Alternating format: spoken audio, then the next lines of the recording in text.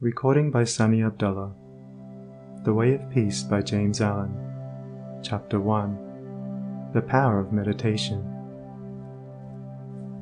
Spiritual meditation is the pathway to divinity. It is a mystic ladder which reaches from earth to heaven, from error to truth, from pain to peace. Every saint has climbed it, every sinner must sooner or later come to it, and every weary pilgrim that turns his back upon self and the world, and sets his face resolutely toward the Father's home, must plant his feet upon its golden rounds. Without its aid, you cannot grow into the divine state, the divine likeness, the divine peace, and the fadeless glories and unpolluting joys of truth will remain hidden from you. Meditation is the intense dwelling, in thought, upon an idea or theme, with the object of thoroughly comprehending it. And whatsoever you constantly meditate upon, you will not only come to understand, but will grow more and more into its likeness, for it will become incorporated into your very being, will become, in fact, your very self. If, therefore, you constantly dwell upon that which is selfish and debasing, you will ultimately become selfish and debased. If you ceaselessly think upon that which is pure and unselfish, you will surely become pure and unselfish.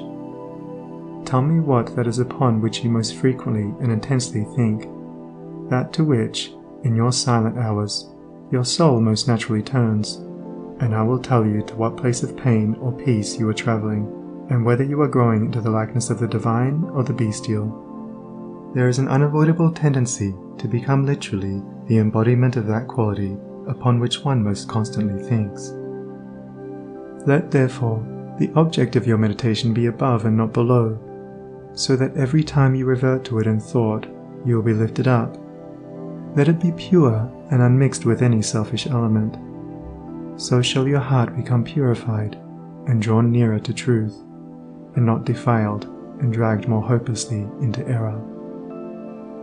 Meditation, in the spiritual sense in which I'm now using it, is the secret of all growth in spiritual life and knowledge. Every prophet, sage and savior became such by the power of meditation. Buddha meditated upon the truth until he could say, "I am the truth." Jesus brooded upon the divine immanence until at last he could declare, "I and my Father are one." Meditation centered upon divine realities is the very essence and soul of prayer. It is the silent reaching of the soul toward the eternal. Mere petitionary prayer without meditation is a body without a soul, and is powerless to lift the mind and heart above sin and affliction.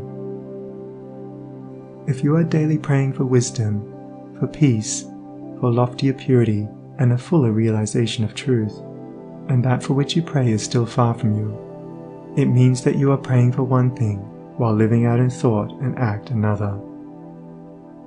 If you will cease from such waywardness, taking your mind off those things the selfish clinging to, which debars you from the possession of the stainless realities for which you pray, if you will no longer ask God to grant you that which you do not deserve, or to bestow upon you that love and compassion which you refuse to bestow upon others, but will commence to think and act in the spirit of truth, you will, day by day, be growing into those realities, so that ultimately you will become one with them. He who would secure any worldly advantage must be willing to work vigorously for it, and he would be foolish indeed who, waiting with folded arms, expected it to come to him for the mere asking. Do not then vainly imagine that you can obtain the heavenly possessions without making an effort. Only when you commence to work earnestly in the kingdom of truth will you be allowed to partake of the bread of life. And when you have, by patient and uncomplaining effort, earned the spiritual wages for which you ask, they will not be withheld from you. If you really seek truth, and not merely your own gratification, if you love it above all worldly pleasures and gains, more, even, than happiness itself, you will be willing to make the effort necessary for its achievement. If you would be freed from sin and sorrow, if you would taste of that spotless purity for which you sigh and pray, if you would realize wisdom and knowledge, and would enter into the possession of profound and abiding peace, come now and enter the path of meditation, and let the supreme object of your meditations be truth. At the outset, meditation must be distinguished from idle reverie. There is nothing dreamy and unpractical about it. It is a process of searching and uncompromising thought which allows nothing to remain but the simple and naked truth. Thus meditating, you will no longer strive to build yourself up in your prejudices, but, forgetting self, you will remember only that you are seeking the truth.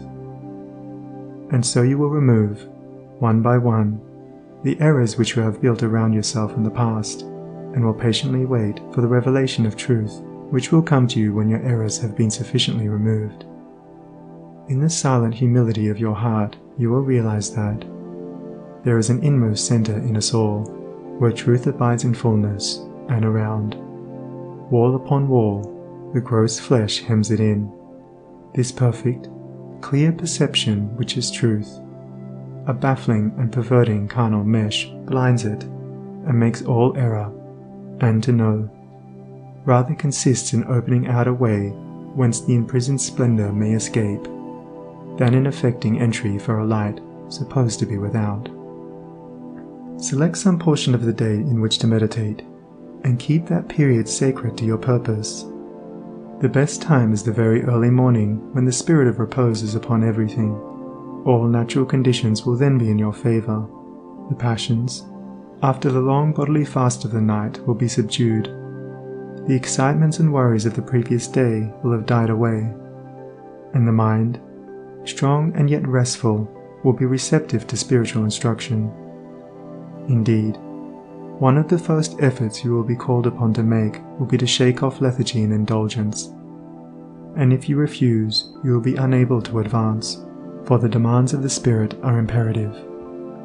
To be spiritually awakened is also to be mentally and physically awakened.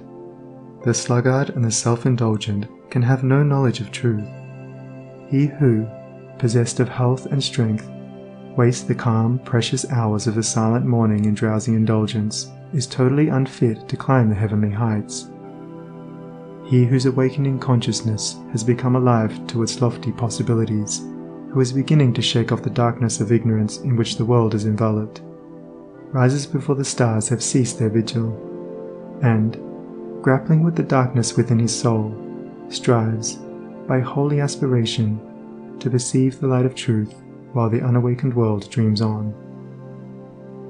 The heights by great men reached and kept were not attained by sudden flight, but they, while their companions slept, were toiling upward in the night.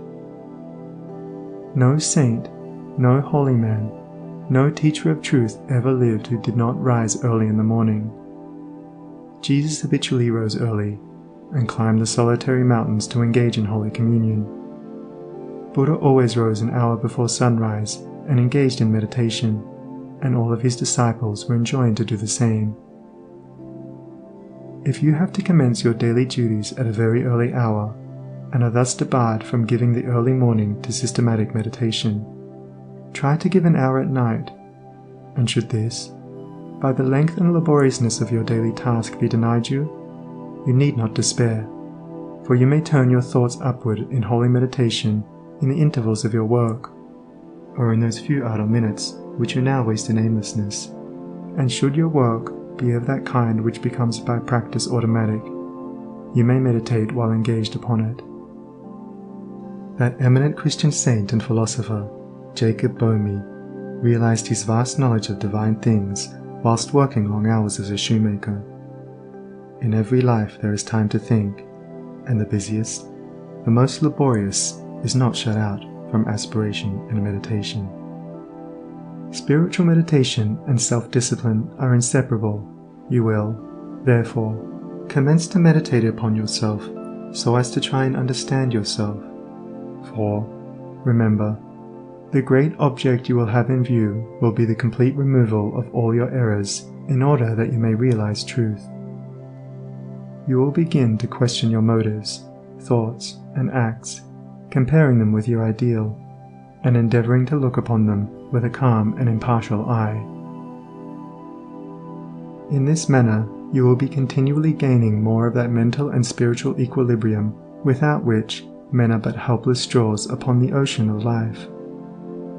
If you are given to hatred or anger, you will meditate upon gentleness and forgiveness, so as to become acutely alive to a sense of your harsh and foolish conduct. You will then begin to dwell in thoughts of love, of gentleness, of abounding forgiveness, and as you overcome the lower by the higher, there will gradually, silently steal into your heart a knowledge of the divine law of love, with an understanding of its bearing upon all the intricacies of life and conduct. And in applying this knowledge to your every thought, word, and act, you will grow more and more gentle, more and more loving, more and more divine. And thus with every error, every selfish desire, every human weakness, by the power of meditation is it overcome, and as each sin, each error is thrust out, a fuller and clearer measure of the light of truth illumes the pilgrim's soul. Thus meditating, you will be ceaselessly fortifying yourself against your only real enemy, your selfish, perishable self, and will be establishing yourself more and more firmly in the divine and imperishable self that is inseparable from truth. The direct outcome of your meditations will be a calm, spiritual strength which will be your stay and resting place in the struggle of life.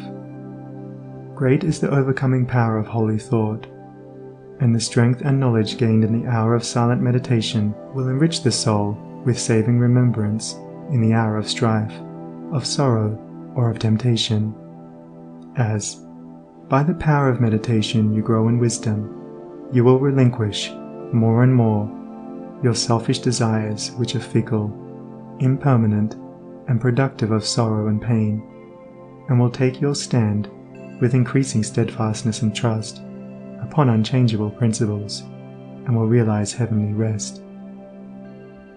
The use of meditation is the acquirement of a knowledge of eternal principles, and the power which results from meditation is the ability to rest upon and trust those principles, and so become one with the eternal. The end of meditation is, therefore, direct knowledge of truth, God, and the realization of divine and profound peace.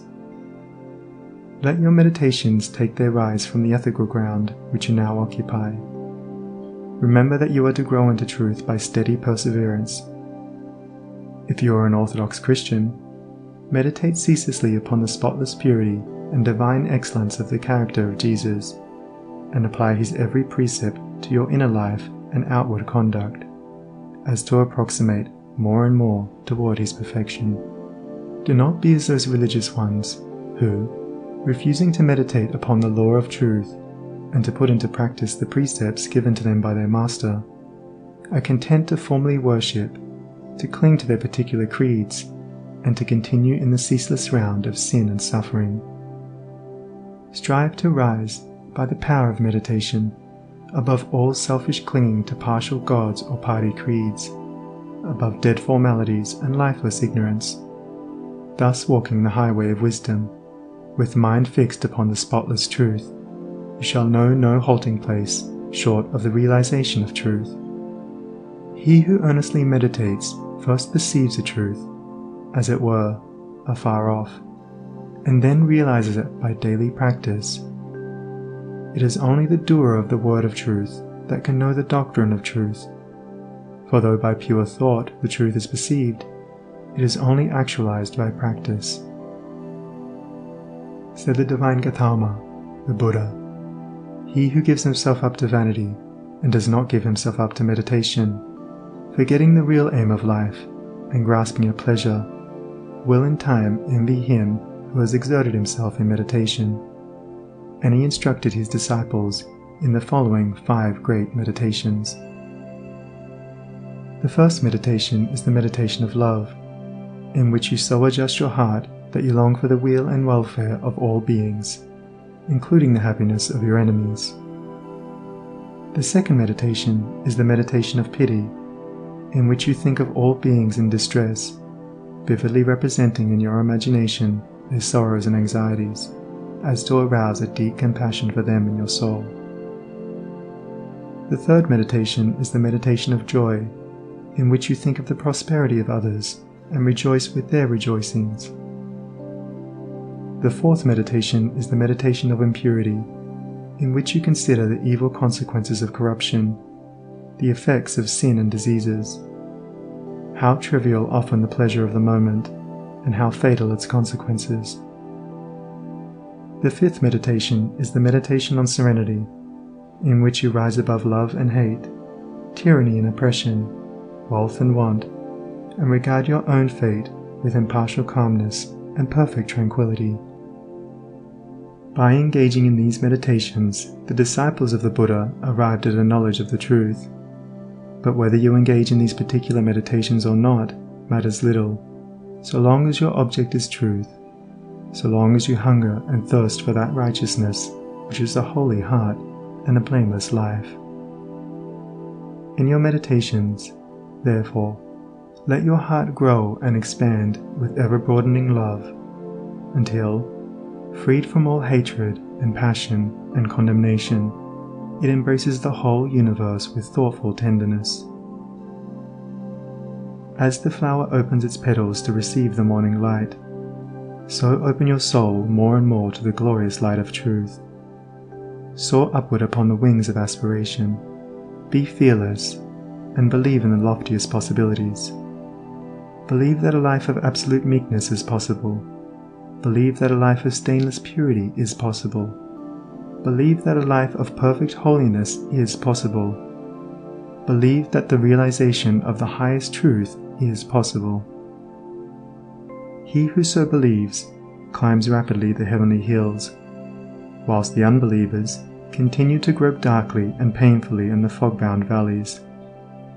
So believing, so aspiring, so meditating, divinely sweet and beautiful will be your spiritual experiences, and glorious the revelations that will enrapture your inward vision. As you realize the divine love, the divine justice, the divine purity, the perfect law of good, O God, great will be your bliss and deep your peace. Old things will pass away, and all things will become new. The veil of the material universe, so dense and impenetrable to the eye of error, so thin and gauzy to the eye of truth, will be lifted, and the spiritual universe will be revealed. Time will cease, and you will live only in eternity. Change and mortality will no longer cause you anxiety and sorrow, for you will become established in the unchangeable, and will dwell in the very heart of immortality. Star of Wisdom. Star that of the birth of Vishnu, both of Krishna, Buddha, Jesus. Told the wise ones, heavenward looking, waiting, watching for thy gleaming, in the darkness of the night time, in the starless gloom of midnight, shining herald of the coming of the kingdom of the righteous, teller of the mystic story, of the lowly birth of Godhead, in the stable of the passions, in the manger of the mind-soul, silent singer of the secret, of compassion deep and holy, to the heart with sorrow burdened, to the soul with waiting weary, star of all-surpassing brightness, thou again dost deck the midnight, thou again dost cheer the wise ones, watching in the creedal darkness, weary of the endless battle with the grinding blades of error, tired of lifeless, useless idols, of the dead forms of religions, spent with watching for thy shining. Thou hast ended their despairing, thou hast lightened up their pathway, thou hast brought again the old truths to the hearts of all thy watchers. To the souls of them that love thee, thou dost speak of joy and gladness, of the peace that comes of sorrow. Blessed are they that can see thee, weary wanderers in the night time. Blessed they who feel the throbbing, in their bosoms feel the pulsing, of a deep love stirred within them by the great power of thy shining. Let us learn thy lesson truly, learn it faithfully and humbly. Learn it meekly, wisely, gladly. Ancient star of holy Vishnu, light of Krishna, Buddha, Jesus. Chapter 2. The two masters, self and truth. Upon the battlefield of the human soul, two masters are ever contending for the crown of supremacy, for the kingship and dominion of the heart. The master of self, called also the prince of this world, and the master of truth, called also the Father God. The master self is that rebellious one whose weapons are passion, pride, avarice, vanity, self-will, implements of darkness. The master truth is that meek and lowly one whose weapons are gentleness, patience, purity, sacrifice, humility, love, instruments of light. In every soul the battle is waged, and as a soldier cannot engage at once in two opposing armies, so every heart is enlisted either in the ranks of self or of truth. There is no half and half course. There is self and there is truth. Where self is, truth is not. Where truth is, self is not. Thus spake Buddha, the teacher of truth, and Jesus, the manifested Christ, declared that no man can serve two masters, for he will either hate the one and love the other, or else he will hold to the one and despise the other. Ye cannot serve God and mammon. Truth is so simple, so absolutely undeviating and uncompromising that it admits of no complexity, no turning, no qualification. Self is ingenious, crooked, and, governed by subtle and snaky desire, admits of endless turnings and qualifications, and the deluded worshippers of self vainly imagine that they can gratify every worldly desire, and at the same time possess the truth. But the lovers of truth worship truth with the sacrifice of self, and ceaselessly guard themselves against worldliness and self-seeking. Do you seek to know and realize truth? Then you must be prepared to sacrifice, to renounce to the utmost, for truth in all its glory can only be perceived and known when the last vestige of self has disappeared. The eternal Christ declared that he who would be his disciple must deny himself daily. Are you willing to deny yourself, to give up your lusts, your prejudices, your opinions? If so, you may enter the narrow way of truth, and find that peace from which the world is shut out. The absolute denial, the utter extinction of self is the perfect state of truth, and all religions and philosophies are but so many aids to this supreme attainment. Self is the denial of truth. Truth is the denial of self. As you let self die, you will be reborn in truth. As you cling to self, truth will be hidden from you. Whilst you cling to self, your path will be beset with difficulties, and repeated pains, sorrows, and disappointments will be your lot. There are no difficulties in truth, and coming to truth, you will be freed from all sorrow and disappointment. Truth in itself is not hidden and dark. It is always revealed and is perfectly transparent, but the blind and wayward self cannot perceive it. The light of day is not hidden except to the blind, and the light of truth is not hidden except to those who are blinded by self. Truth is the one reality in the universe, the inward harmony, the perfect justice, the eternal love. Nothing can be added to it nor taken from it. It does not depend upon any man, but all men depend upon it. You cannot perceive the beauty of truth while you are looking out through the eyes of self. If you are vain, you will color everything with your own vanities. If lustful, your heart and mind will be so clouded with the smoke and flames of passion that everything will appear distorted through them. If proud and opinionative, you will see nothing in the whole universe except the magnitude and importance of your own opinions. There is one quality which preeminently distinguishes the man of truth from the man of self, and that is humility. To be not only free from vanity, stubbornness, and egotism, but to regard one's own opinions as of no value. This indeed is true humility. He who is immersed in self regards his own opinions as truth, and the opinions of other men as error. But that humble truth lover who has learned to distinguish between opinion and truth regards all men with the eye of charity, and does not seek to defend his opinions against theirs, but sacrifices those opinions that he may love them more, that he may manifest the spirit of truth. For truth in its very nature is ineffable and can only be lived. He who has most of charity has most of truth. Men engage in heated controversies, and foolishly imagine that they are defending the truth, when in reality they are merely defending their own petty interests and perishable opinions.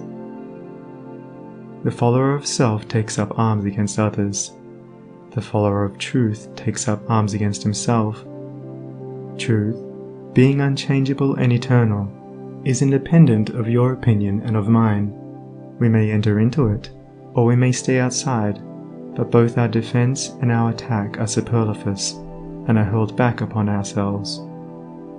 Men, enslaved by self, passionate, proud, and condemnatory, believe their particular creed or religion to be the truth, and all other religions to be error, and they proselytize with passionate ardor.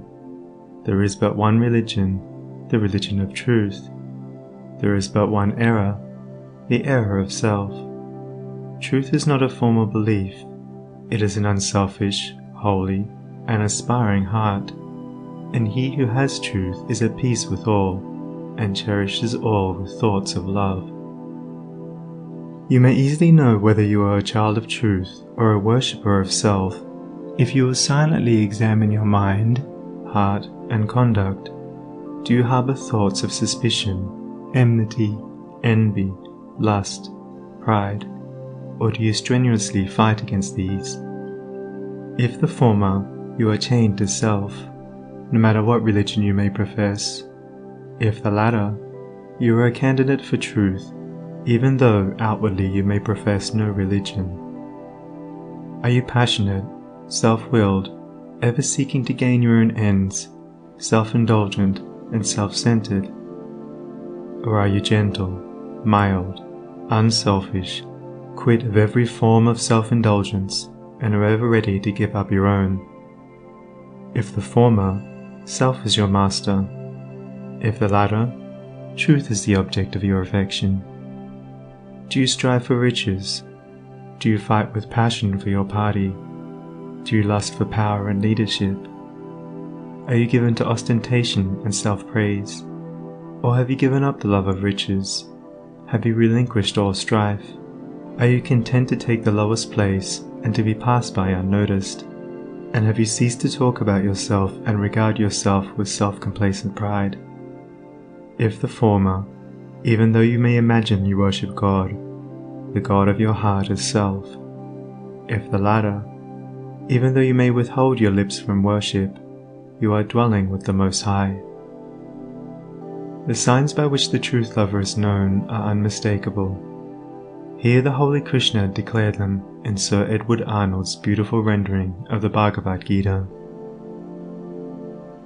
Fearlessness, singleness of soul, the will always to strive for wisdom, open hand and governed appetites, and piety, and love of lonely study, humbleness, uprightness, heed to injure naught which lives, truthfulness, slowness unto wrath, a mind that lightly letteth go what others prize, and equanimity, and charity which spieth no man's faults, and tenderness towards all that suffer, a contented heart, fluttered by no desires, a bearing mild, modest and grave, with manhood nobly mixed, with patience, fortitude, and purity, an unrevengeful spirit, never given to rate itself too high. Such be the signs, O Indian prince, of him whose feet are set on that fair path which leads to heavenly birth. When men, lost in the devious ways of error and self, have forgotten the heavenly birth, the state of holiness and truth, they set up artificial standards by which to judge one another, and make acceptance of and adherence to their own particular theology, the test of truth, and so men are divided one against another, and there is ceaseless enmity and strife, and unending sorrow and suffering. Reader, do you seek to realize the birth into truth? There is only one way. Let self die. All those lusts, appetites, desires, opinions, limited conceptions and prejudices to which you have hitherto so tenaciously clung, let them fall from you. Let them no longer hold you in bondage, and truth will be yours. Cease to look upon your own religion as superior to all others, and strive humbly to learn the supreme lesson of charity.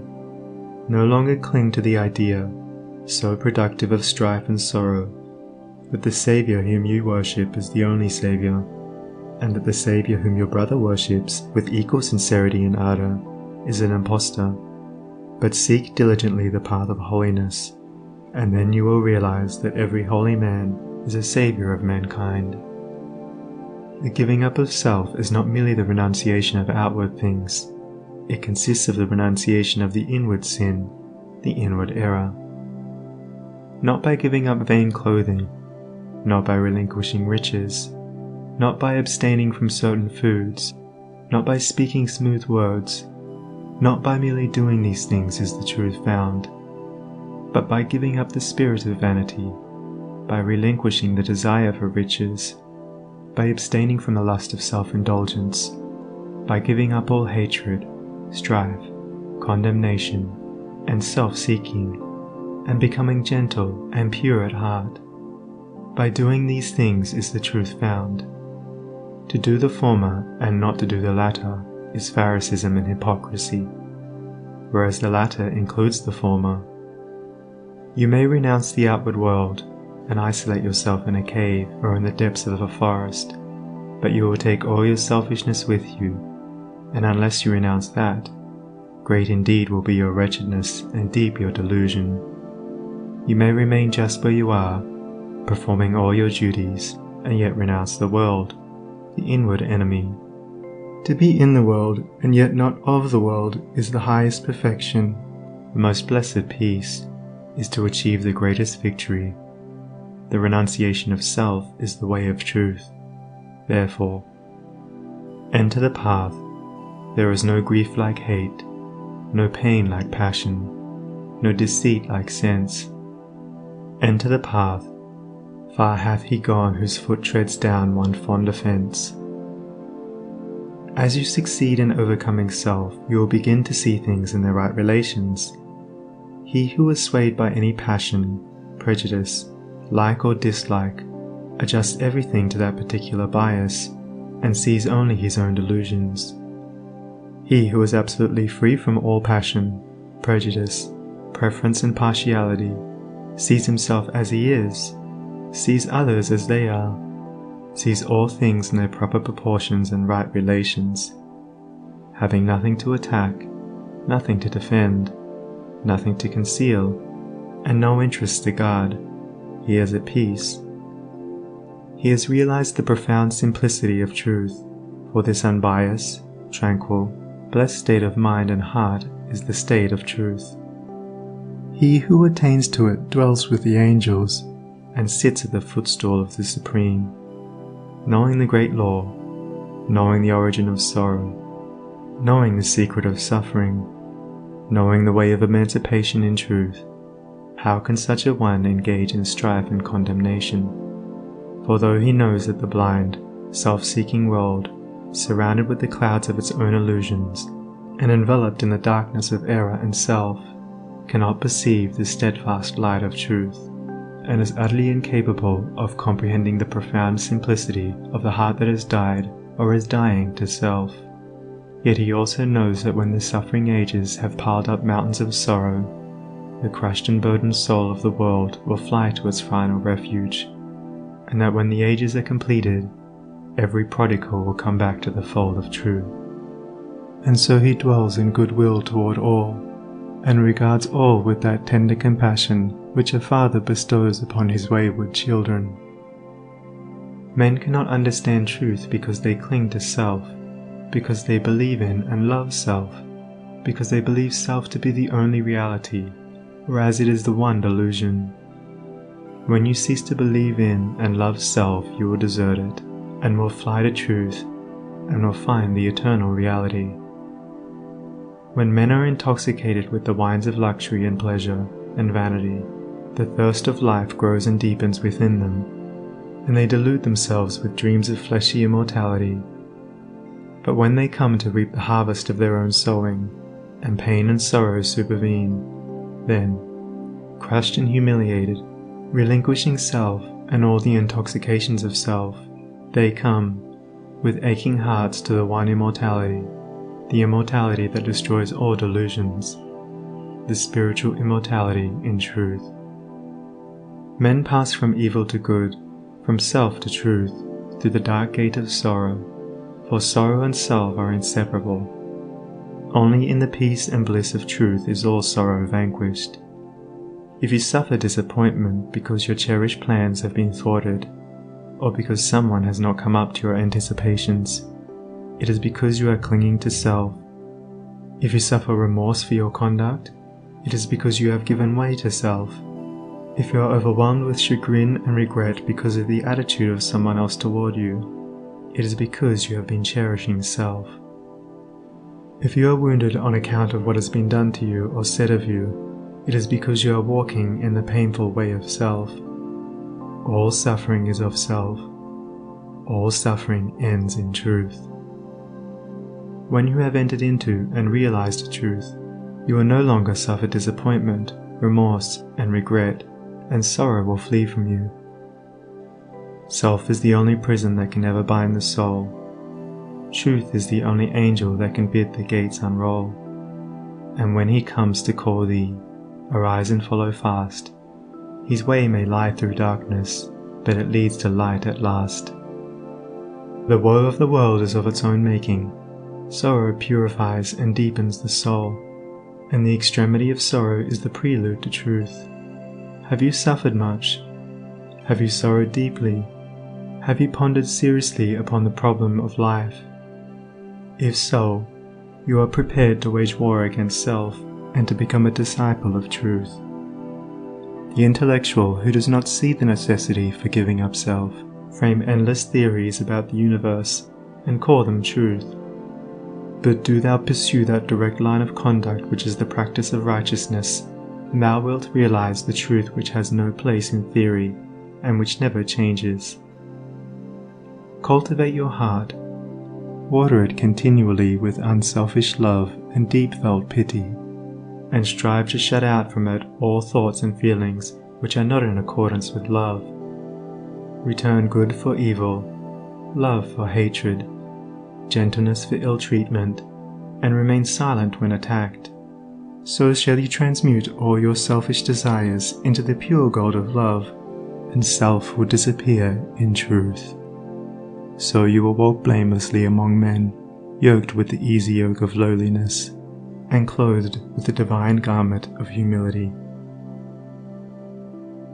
And thou, in the heart of the Master of Ruth, across self-strayed desert why wilt thou be driving, athirst for the quickening waters of truth, when here, by the path of thy searching and sinning, flows life's gladsome stream, lies love's oasis green?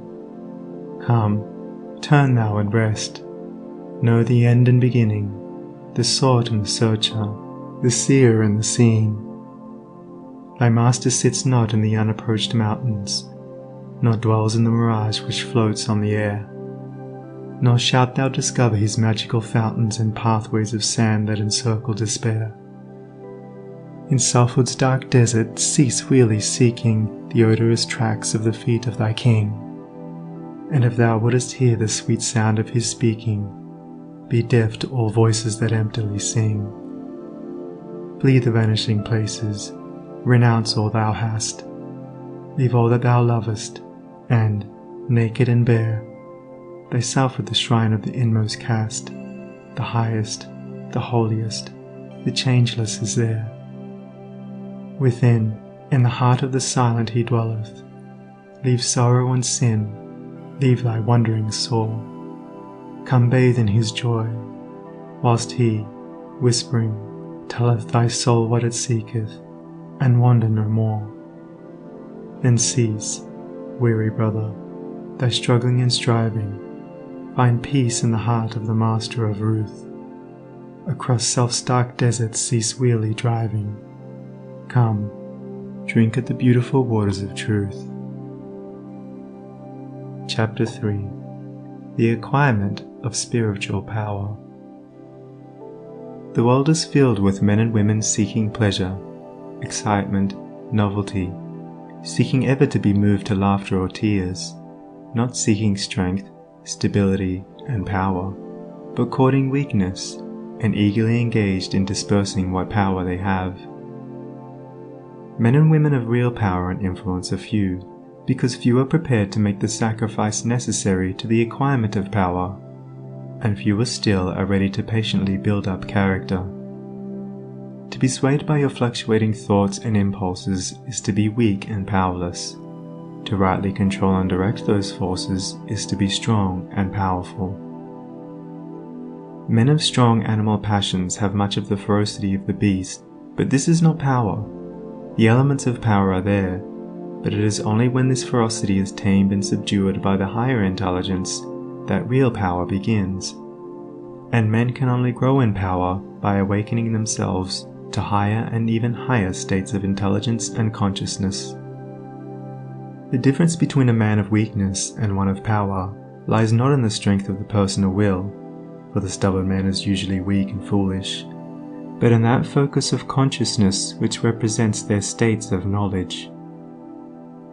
The pleasure seekers, the lovers of excitement, the hunters after novelty, and the victims of impulse and hysterical emotion lack that knowledge of principles which gives balance, stability, and influence. A man commences to develop power when, checking his impulses and selfish inclinations, he falls back upon the higher and calmer consciousness within him and begins to steady himself upon a principle. The realization of unchanging principles in consciousness is at once the source and secret of the highest power. When, after much searching and suffering and sacrificing, the light of an eternal principle dawns upon the soul, a divine calm ensues, and joy unspeakable gladdens the heart.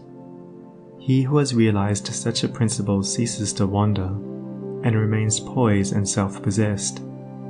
He ceases to be passion's slave, and becomes a master builder in the temple of destiny. The man that is governed by self, and not by a principle, changes his front when his selfish comforts are threatened. Deeply intent upon defending and guarding his own interests, he regards all means as lawful that will subserve that end.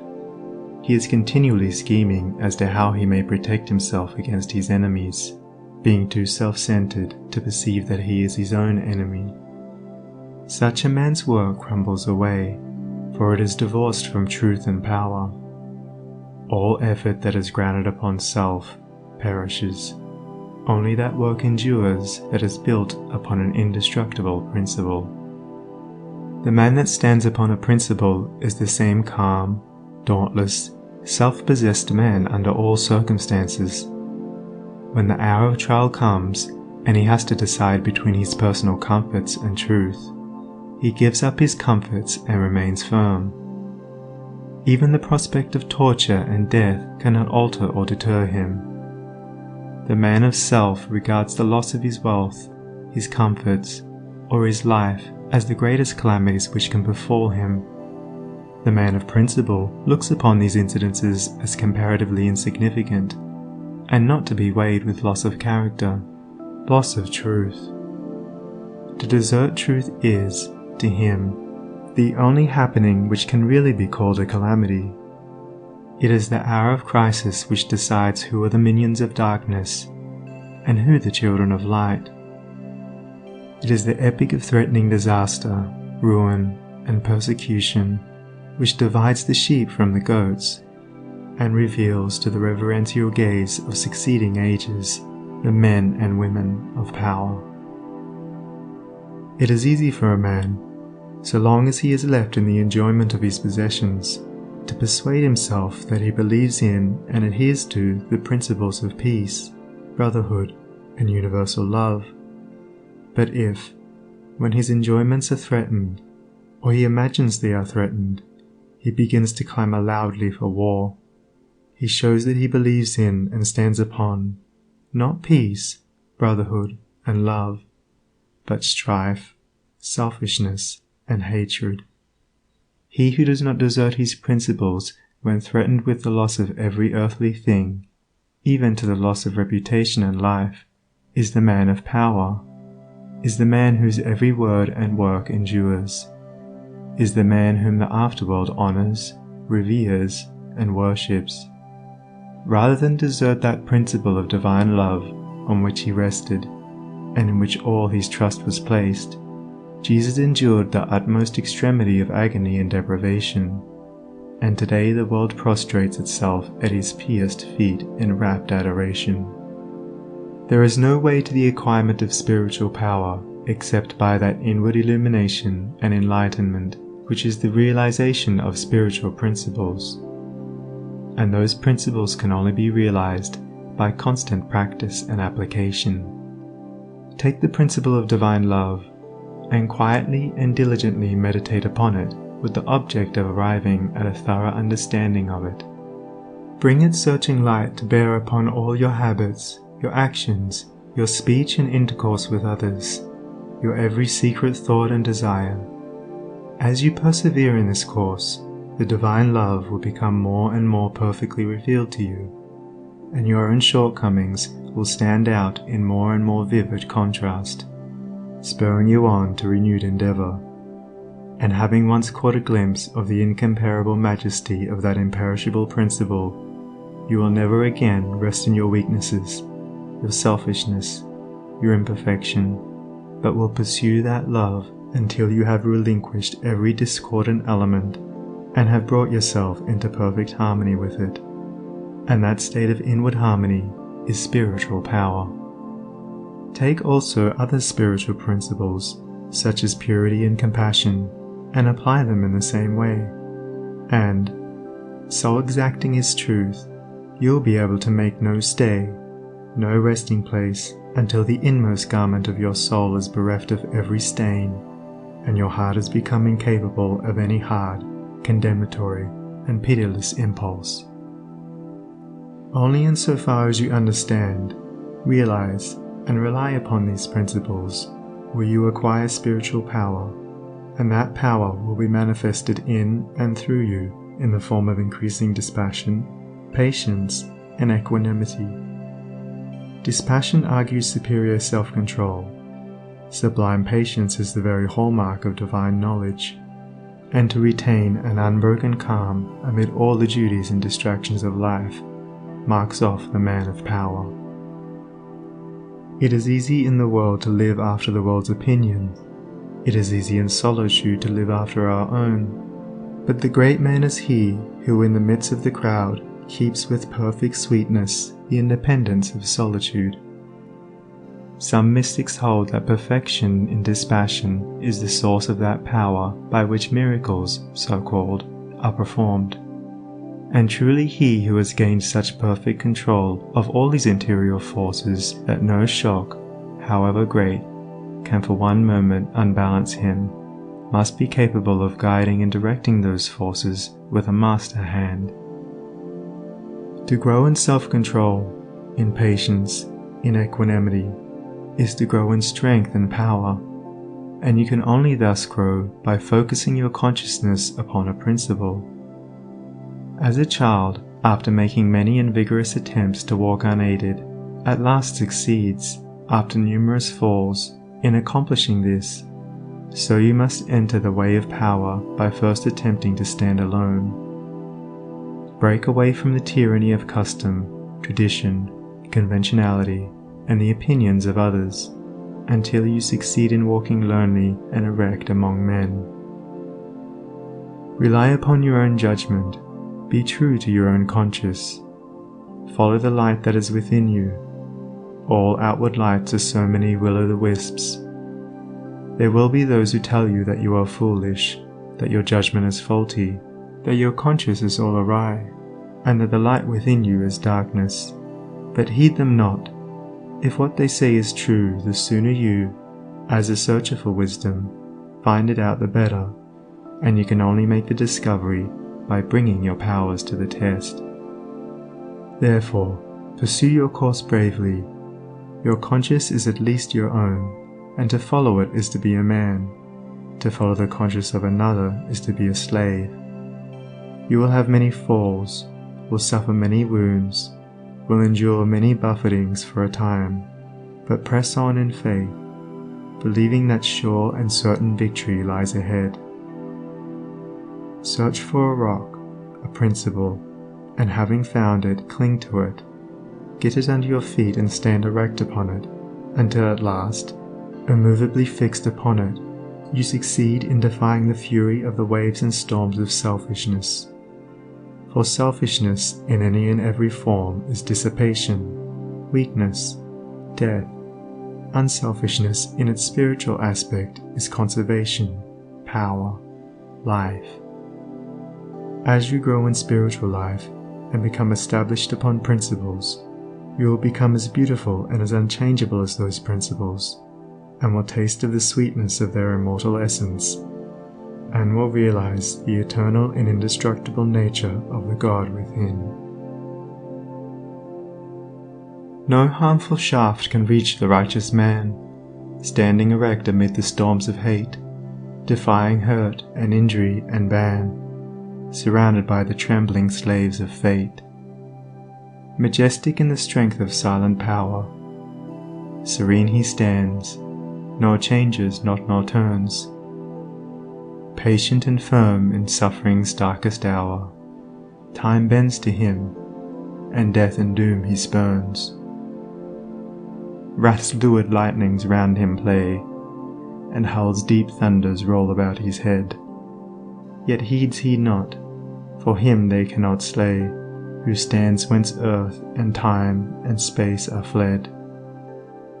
Sheltered by deathless love, what fear hath he?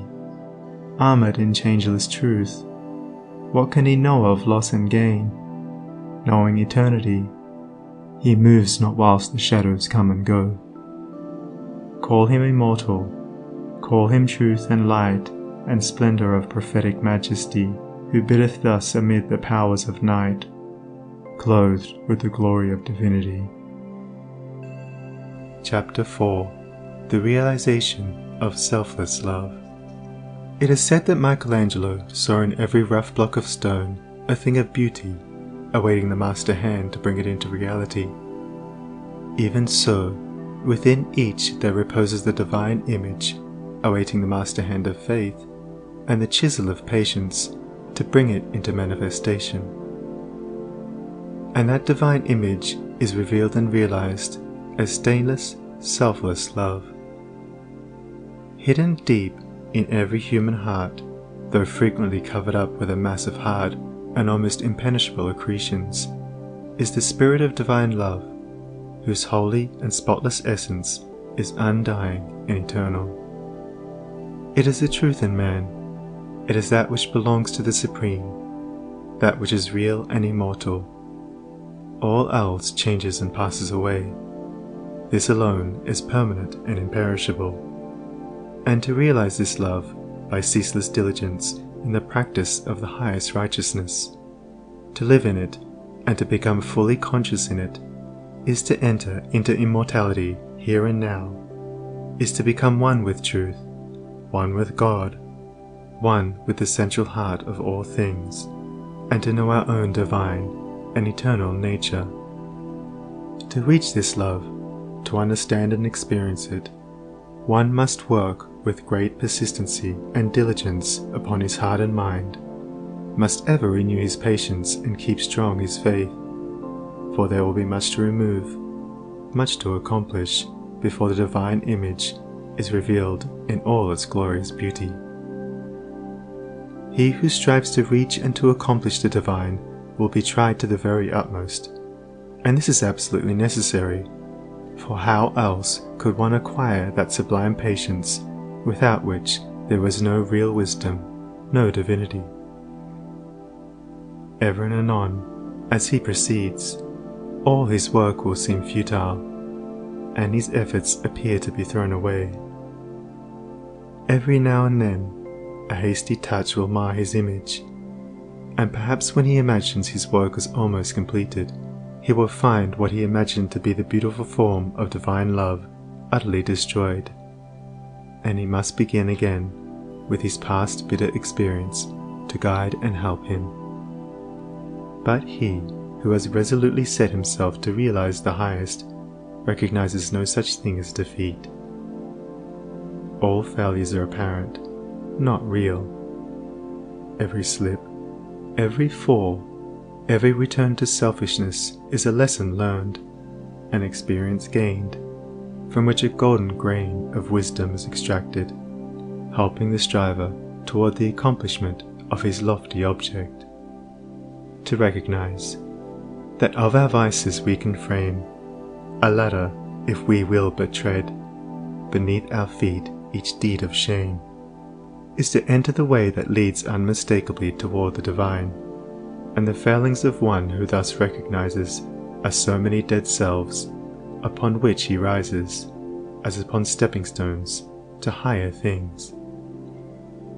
Once come to regard your failings, your sorrows and sufferings as so many voices telling you plainly where you are weak and faulty, where you fall below the true and the divine, you will then begin to ceaselessly watch yourself, and every slip, every pang of pain will show you where you are to set to work, and what you have to remove out of your heart in order to bring it nearer to the likeness of the divine, nearer to the perfect love.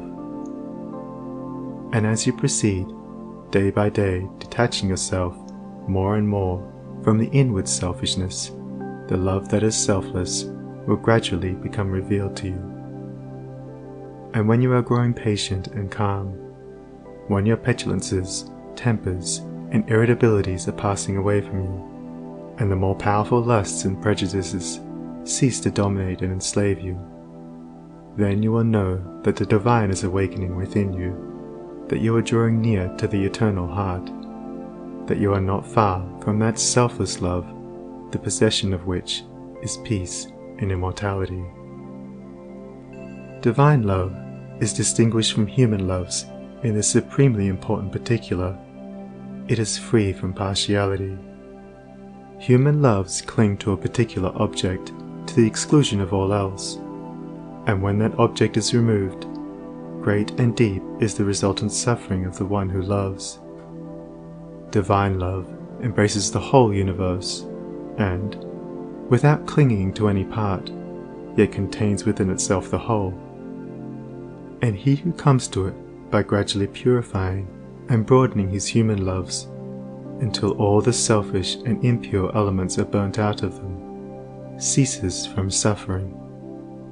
It is because human loves are narrow and confined and mingled with selfishness that they cause suffering. No suffering can result from that love which is so absolutely pure that it seeks nothing for itself. Nevertheless, human loves are absolutely necessary steps toward the divine, and no soul is prepared to partake of divine love until it has become capable of the deepest and most intense human love. It is only by passing through human loves and human sufferings that divine love is reached and realized. All human loves are perishable, like the forms to which they cling. But there is a love that is imperishable, that does not cling to appearances.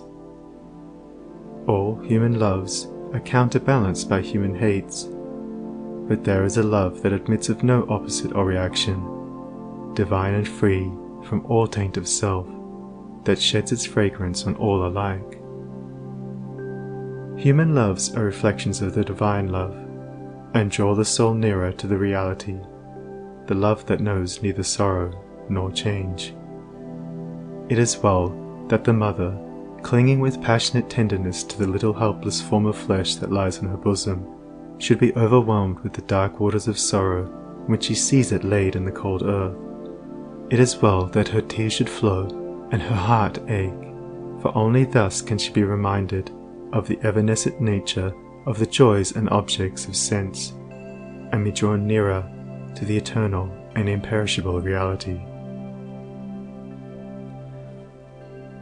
It is well that lover, brother, sister, husband, wife should suffer deep anguish and be enveloped in gloom when the visible object of their affections is torn from them, so that they may learn to turn their affections toward the invisible source of all, where alone abiding satisfaction is to be found.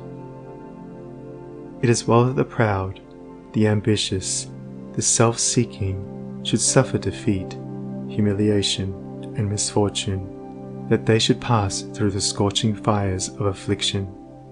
For only thus can the wayward soul be brought to reflect upon the enigma of life. Only thus can the heart be softened and purified, and prepared to receive the truth.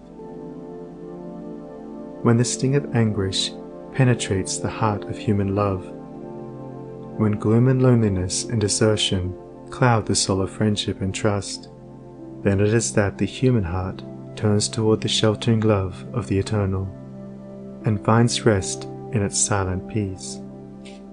And whoever comes to this love is not turned away comfortless, is not pierced with anguish, nor surrounded with gloom, and is never deserted in the dark hour of trial. The glory of divine love can only be revealed in the heart that is chastened by sorrow, and the image of the heavenly state can only be perceived and realized when the lifeless, formless accretions of ignorance and self are hewn away. Only that love that seeks no personal gratification or reward, that does not make distinctions, and that leaves behind no heartaches, can be called divine. Men, clinging to self and to the comfortless shadows of evil, are in the habit of thinking of divine love as something belonging to a God who is out of reach, as something outside themselves, and that must forever remain outside. Truly, the love of God is ever beyond the reach of self, but when the heart and mind are emptied of self, then the selfless love, the supreme love, the love that is of God, or good, becomes an inward and abiding reality. And this inward realization of holy love is none other than the love of Christ that is so much talked about and so little comprehended. The love that not only saves the soul from sin, but lifts it also above the power of temptation. But how may one attain to this sublime realization? The answer which truth has always given, and will ever give to this question, is, empty thyself, and I will fill thee. Divine love cannot be known until self is dead, for self is the denial of love, and how can that which is known be also denied? Not until a stone of self is rolled away from the sepulchre of the soul does the immortal Christ, the pure Spirit of love, hitherto crucified, dead and buried, cast off the bands of ignorance, and come forth in all its majesty of his resurrection. You believe that the Christ of Nazareth was put to death and rose again. I do not say that you err in this belief, but if you refuse to believe that the gentle Spirit of love is crucified daily upon the dark cross of your selfish desires, then, I say, you err in this unbelief, and have not yet perceived, even afar off, the love of Christ. You say that you have tasted of salvation in the love of Christ. Are you saved from your temper, your irritability, your vanity, your personal dislikes, your judgment and condemnation of others? If not, from what are you saved? And wherein have you realized the transforming love of Christ? He who has realized the love that is divine has become a new man, and has ceased to be swayed and dominated by the old elements of self. He is known for his patience, his purity, his self-control, his deep charity of heart, and his unalterable sweetness. Divine or selfless love is not a mere sentiment or emotion. It is a state of knowledge which destroys the domination of evil, and the belief in evil, and lifts the soul into the joyful realization of the supreme good. To the divinely wise, knowledge and love are one and inseparable. It is toward the complete realization of this divine love that the whole world is moving. It was for this purpose that the universe came into existence, and every grasping at happiness, every reaching out of the soul toward objects, ideas, and ideals is an effort to realize it. But the world does not realize this love at present because it is grasping at the fleeting shadow and ignoring, in its blindness, the substance.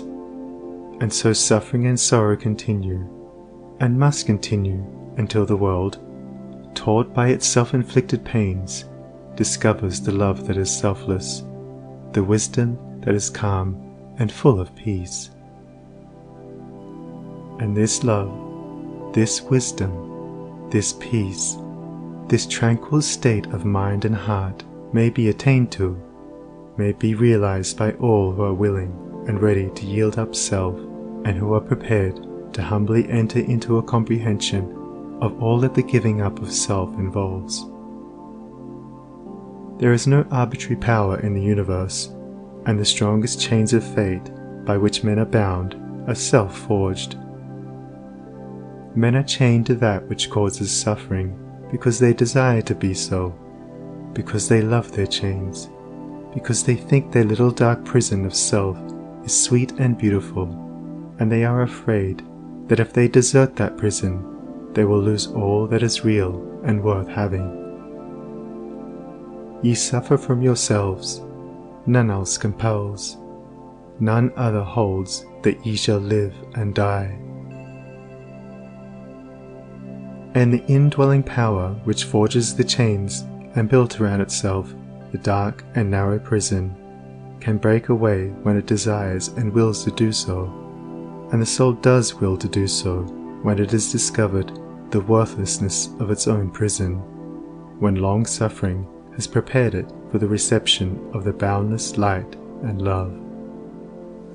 As the shadow follows the form, and the smoke comes after the fire, so effect follows cause, and suffering and bliss follow the thoughts and deeds of men. There is no effect in the world around us, but has its hidden or revealed cause, and that cause is in accordance with absolute justice. Men reap a harvest of suffering, because in the near or distant past they have sown the seeds of evil. They reap a harvest of bliss, also as a result of their own sowing of the seeds of good.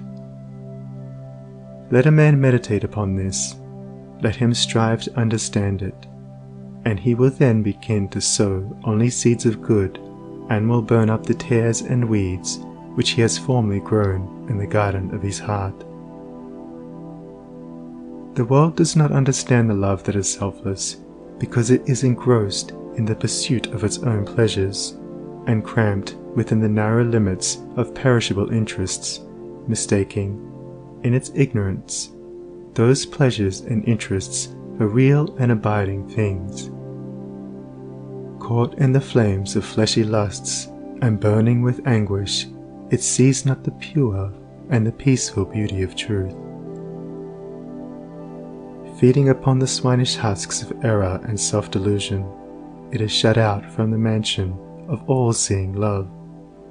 Not having this love, not understanding it, men institute innumerable reforms which involve no inward sacrifice, and each imagines that his reform is going to right the world forever, while he himself continues to propagate evil by engaging it in his own heart. That only can be called reform which tends to reform the human heart, for all evil has its rise there, and not until the world, ceasing from selfishness and party strife, has learnt the lesson of divine love, will it realize the golden age of universal blessedness. Let the rich cease to despise the poor, and the poor to condemn the rich. Let the greedy learn to give, and the lustful how to grow pure. Let the partisan cease from strife, and the uncharitable begin to forgive. Let the envious endeavour to rejoice with others, and the slanderers grow ashamed of their conduct. Let men and women take this course, and lo, the golden age is at hand. He, therefore, who purifies his own heart is the world's greatest benefactor. Yet, though the world is, and will be for many ages to come, shut out from that age of gold, which is the realization of selfless love, you, if you are willing, may enter into it now, by rising above your selfish self. If you will pass from prejudice, hatred, and condemnation to gentle and forgiving love. Where hatred, dislike, and condemnation are, selfless love does not abide. It resides only in the heart that has ceased from all condemnation. You say, how can I love the drunkard, the hypocrite, the sneak, the murderer? I am compelled to dislike and condemn such men.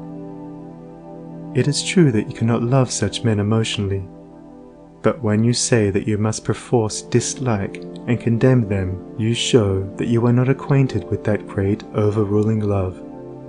For it is possible to attain to such a state of interior enlightenment as will enable you to perceive the train of causes by which these men have become as they are, to enter into their intense sufferings, and to know the certainty of their ultimate purification.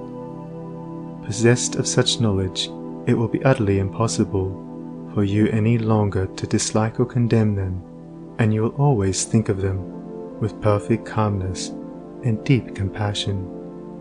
If you love people and speak of them with praise until they in some way thwart you, or do something of which you disapprove, and then you dislike them and speak of them with dispraise, you are not governed by that love which is of God, if, in your heart, you are continually arraigning and condemning others. Selfless love is hidden from you. He who knows that love is at the heart of all things, and has realized the all-sufficing power of that love, has no room in his heart for condemnation. Men, not knowing this love, constitute themselves judge and executioner of their fellows, forgetting that there is the eternal judge and executioner, and in so far as men deviate from them in their own views, in their particular reforms and methods, they brand themselves as fanatical, unbalanced, lacking judgment, sincerity, and honesty. In so far as others approximate to their own standard, do they look upon them as being everything that is admirable. Such are the men who are centered in self. But he whose heart is centered in the supreme love does not brand or classify men, does not seek to convert men to his own views, not to convince them of the superiority of his own methods. Knowing the law of love, he lives it, and maintains the same calm attitude of mind and sweetness of heart toward all, the debased and virtuous, the foolish and the wise, the learned and the unlearned, the selfish and the unselfish, receive alike the benediction of his tranquil thought. You can only attain to this supreme knowledge, this divine love, by unremitting endeavor in self-discipline, and by gaining victory after victory over yourself. Only the pure in heart see God, and when your heart is sufficiently purified, you will enter into the new birth, and the love that does not die, nor change, nor end in pain and sorrow, will be awakened within you, and you will be at peace. He who strives for the attainment of divine love is ever seeking to overcome the spirit of condemnation. For where there is pure spiritual knowledge, condemnation cannot exist, and only in the heart that has become incapable of condemnation is love perfected and fully realized. The Christian condemns the atheist satirizes the Christian. The Catholic and Protestant are ceaselessly engaged in wordy warfare, and the spirit of strife and hatred rules where peace and love should be. He that hateth his brother is a murderer, a crucifier of the divine spirit of love, and until you can regard men of all religions and of no religion with the same impartial spirit, with all freedom from dislike, and with perfect equanimity, you have yet to strive for that love which bestows upon its possessor freedom and salvation. The realization of divine knowledge, selfless love, utterly destroys the spirit of condemnation, disperses all evil, and lifts the consciousness to that height of pure vision where love, goodness, justice are seen to be universal, supreme, all-conquering, indestructible.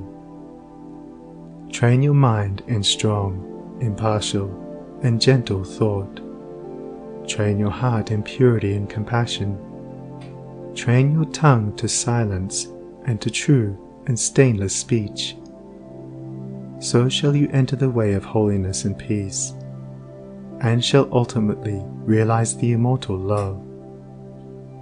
So living without seeking to convert, you will convince without arguing, you will teach. Not cherishing ambition, the wise will find you out, and without striving to gain men's opinions, you will subdue their hearts. For love is all-conquering, all-powerful, and the thoughts and deeds and words of love can never perish.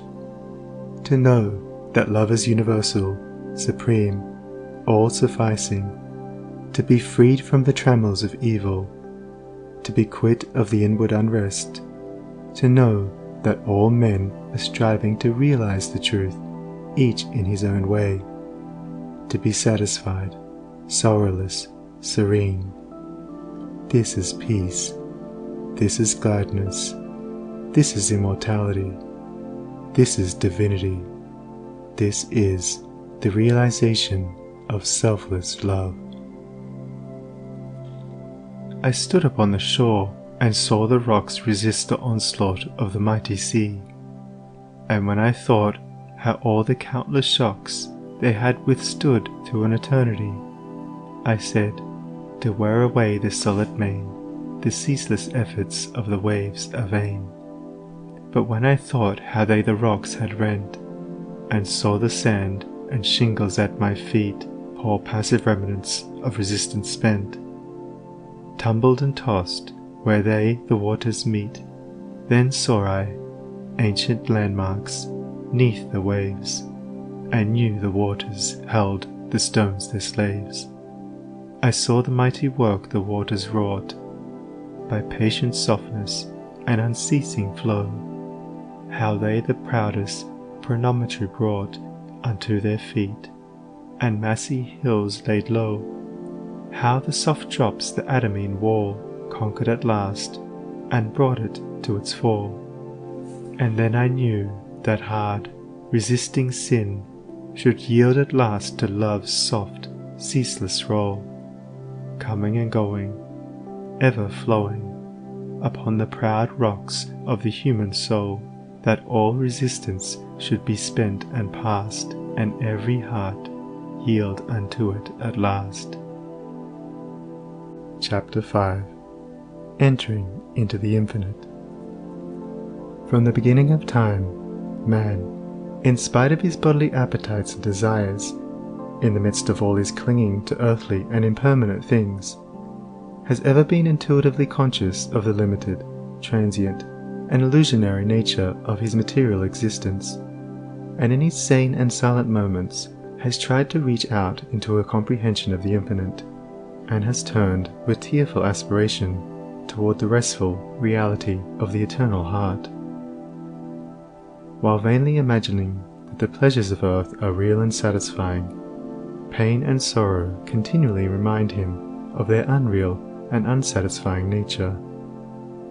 Ever striving to believe that complete satisfaction is to be found in material things, he is conscious of an inward and persistent revolt against this belief, which revolt is at once a refutation of his essential mortality and an inherent and imperishable proof that only in the immortal, the eternal, the infinite, can he find abiding satisfaction and unbroken peace.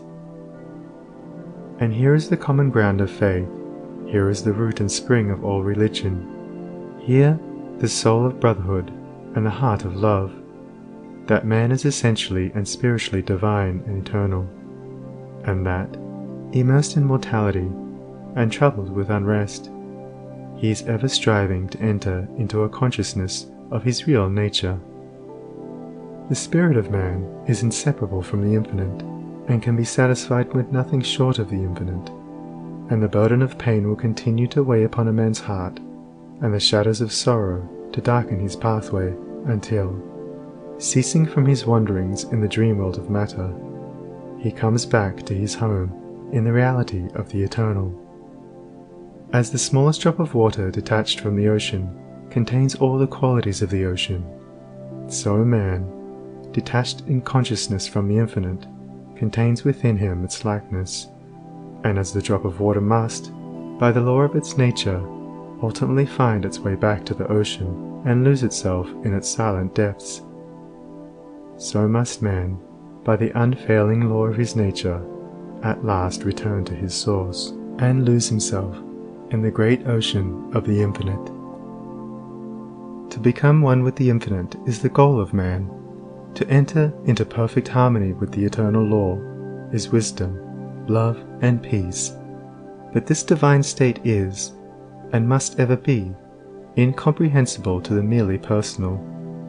Personality, separateness, selfishness are one and the same, and are the antithesis of wisdom and divinity. By the unqualified surrender of the personality, separateness and selfishness cease, and man enters into the possession of his divine heritage of immortality and infinity. Such surrender of the personality is regarded by the worldly and selfish mind as the most grievous of all calamities, the most irreparable loss, yet it is the one supreme and incomparable blessing, the only real and lasting gain.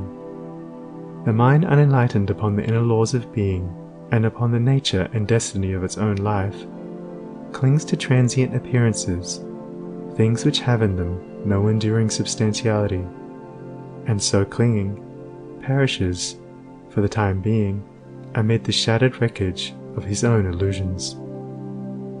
Men cling to and gratify the flesh as though it were going to last forever, and though they try to forget the nearness and inevitability of its dissolution, the dread of death and the loss of all that they cling to clouds their happiest hours, and the chilling shadow of their own selfishness follows them like a remorseless spectre.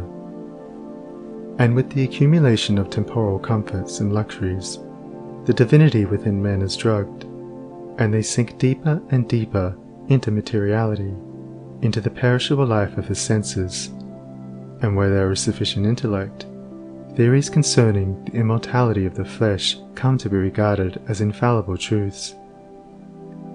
When a man's soul is clouded with selfishness in any or every form, he loses the power of spiritual discrimination, and confuses the temporal with the eternal, the perishable with the permanent, mortality with immortality, and error with truth. It is thus that the world has come to be filled with theories and speculations, having no foundation in human experience. Every body of flesh contains within itself, from the hour of birth, the elements of its own destruction, and by the unalterable law of its own nature must it pass away. The perishable in the universe can never become permanent. The permanent can never pass away. The mortal can never become immortal. The immortal can never die. The temporal cannot become eternal, nor the eternal become temporal. appearance can never become reality, nor reality fade into appearance. Error can never become truth, nor can truth become error. Man cannot immortalize the flesh, but by overcoming the flesh, by relinquishing all its inclinations, he can enter into the region of immortality. God alone hath immortality, and only by realizing the God state of consciousness does man enter into immortality. All nature in its myriad forms of life is changeable, impermanent, unenduring. Only the informing principle of nature endures. Nature is many, and is marked by separation. The informing principle is one, and is marked by unity. By overcoming the senses and the selfishness within, which is the overcoming of nature, man emerges from the chrysalis of the personal and illusory, and wings himself into the glorious light of the impersonal, the region of universal truth, out of which all perishable forms come. Let men, therefore, practice self-denial. Let them conquer their animal inclinations. Let them refuse to be enslaved by luxury and pleasure. Let them practice virtue, and grow daily into higher and even higher virtue, until at last they grow into the divine, and enter into both the practice and comprehension of humility, meekness, forgiveness, compassion and love, which practice and comprehension constitute divinity.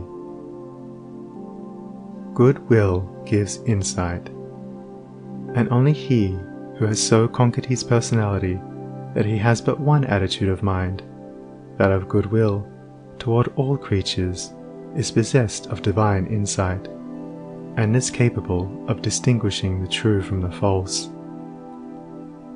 The supremely good man is, therefore, the wise man, the divine man, the enlightened seer, the knower of the eternal. Where you find unbroken gentleness, enduring patience, sublime lowliness, graciousness of speech, self-control, self-forgetfulness, and deep and abounding sympathy, look there for the highest wisdom. Seek the company of such a one, for he has realized the divine, he lives with the eternal, he has become one with the infinite. Believe not him that is impatient, given to anger, boastful, who clings to pleasure and refuses to renounce his selfish gratifications, and who practices not goodwill and far-reaching compassion, for such a one hath not wisdom. Vain is all his knowledge, and his works and words will perish, for they are grounded on that which passes away. Let a man abandon self, let him overcome the world, let him deny the personal. By this pathway only can he enter into the heart of the infinite. The world, the body, the personality are mirages upon the desert of time, transitory dreams in the dark night of spiritual slumber, and those who have crossed the desert, those who are spiritually awakened, have alone comprehended the universal reality, where all appearances are dispersed, and dreaming and delusion are destroyed. There is one great law which exacts unconditional obedience, one unifying principle which is the basis of all diversity, one eternal truth wherein all the problems of earth pass away like shadows. To realize this law, this unity, this truth, is to enter into the infinite, is to become one with the eternal. To center one's life in the great law of love is to enter into rest, harmony, peace, to refrain from all participation in evil and discord, to cease from all resistance to evil, and from the omission of that which is good, and to fall back upon unswerving obedience to the holy calm within, is to enter into the inmost heart of things, is to attain to a living, conscious experience of that eternal and infinite principle which must ever remain a hidden mystery to the merely perspective intellect. Until this principle is realized, the soul is not established in peace. He who so realizes is truly wise, not wise with the wisdom of the learned, but with the simplicity of a blameless heart, and of a divine manhood. To enter into a realization of the infinite and eternal is to rise superior to time, and the world, and the body, which comprise the kingdom of darkness, and is to become established in immortality, heaven, and the spirit, which make up the empire of light. Entering into the infinite is not a mere theory or sentiment. It is a vital experience which is the result of assiduous practice in inward purification. When the body is no longer believed to be, even remotely, the real man, when all appetites and desires are thoroughly subdued and purified, then the emotions are rested and calm, and when the oscillation of the intellect ceases and perfect poise is secured, then, and not until then, does consciousness become one with the infinite. Not until then is childlike wisdom and profound peace secured. Men grow weary and grey of the dark problems of life, and finally pass away and leave them unsolved, because they cannot see their way out of the darkness of the personality, being too much engrossed in its limitations. Seeking to save his personal life, man forfeits the greater impersonal life in truth. Clinging to the perishable, he is shut out from a knowledge of the eternal. By the surrender of self, all difficulties are overcome, and there is no error in the universe, but the fire of inward sacrifice will burn it up like a chaff. No problem, however great, but will disappear like a shadow under the searching light of self-abnegation. Problems exist only in our own self-created illusions, and they vanish away when self is yielded up. Self and error are synonymous. Error is involved in the darkness of unfathomable complexity, but eternal simplicity is the glory of truth. Love of self shuts men out from truth. By seeking their own personal happiness, they lose the deeper, purer, and more abiding bliss, says Carlyle. There is in man a higher than love of happiness. He can do without happiness, and instead thereof find blessedness. Love not pleasure, love God. This is the eternal yea, wherein all contradiction is solved, wherein whoso walks and works, it is well with him. He who has yielded up that self, that personality that men most love, and to which they cling with such fierce tenacity, has left behind him all perplexity, and has entered into a simplicity so profoundly simple as to be looked upon by the world, involved as it is in a network of error, as foolishness. Yet such a one has realized the highest wisdom, and is at rest in the infinite. He accomplishes without striving, and all problems melt before him, for he has entered the region of reality, that deals, not with changing effects, but with the unchanging principle of things. He is enlightened with a wisdom which is superior to ratiocination, as reason is to animality. Having yielded up his lusts, his errors, his opinions and prejudices, he has entered into a possession of the knowledge of God, having slain the selfish desire for heaven, and along with it the ignorant fear of hell. Having relinquished even the love of life itself, he has gained supreme bliss and life eternal, the life which bridges life and death and knows its own immortality. Having yielded up all without reservation, he has gained all, and rests in peace on the bosom of the infinite. Only he who has become so free from self as to be equally content to be annihilated as to live, or to live as to be annihilated, is fit to enter into the infinite. Only he who, ceasing to trust his perishable self, has learned to trust in the boundless measure of the great law, the supreme good, is prepared to partake of undying bliss. For such a one there is no more regret, nor disappointment, nor remorse, For where all selfishness has ceased, these sufferings cannot be, and whatever happens to him, he knows that it is for his own good, and he is content, being no longer the servant of self, but the servant of the Supreme. He is no longer affected by the changes of earth, and when he hears of wars and rumors of wars, his peace is not disturbed, and where men grow angry and cynical and quarrelsome, he bestows compassion and love. Though appearances may contradict it, he knows that the world is progressing, and that, through its laughing and its weeping, through its living and its keeping, through its follies and its labours, weaving in and out of sight, to the end from the beginning, through all virtue and all sinning, reeled from God's great spool of progress, runs the golden thread of light. When a fierce storm is raging, none are angered about it, because they know it will quickly pass away. And when the storms of contention are devastating the world, the wise man, looking with the eye of truth and pity, knows that it will pass away, and that out of the wreckage of broken hearts which it leaves behind, the immortal temple of wisdom will be built. Sublimely patient, infinitely compassionate, deep, silent, and pure, his very presence is a benediction.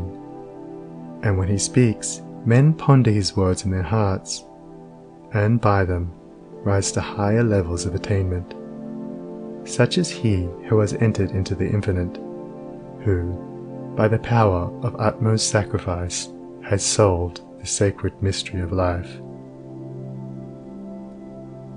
Questioning life and destiny and truth, I sought the dark and labyrinthine Sphinx, who spake to me this strange and wondrous thing.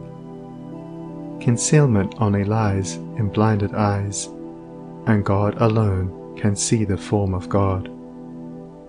I sought to solve this hidden mystery vainly by paths of blindness and of pain, but when I found the way of love and peace, concealment ceased, and I was blind no more. Then saw I God, e'en with the eyes of God. Chapter 6. Saints, Sages, and Saviours, the Law of Service. The spirit of love, which is manifested as a perfect and rounded life, is the crown of being and the supreme end of knowledge upon this earth. The measure of a man's truth is the measure of his love, and truth is far removed from him whose life is not governed by love.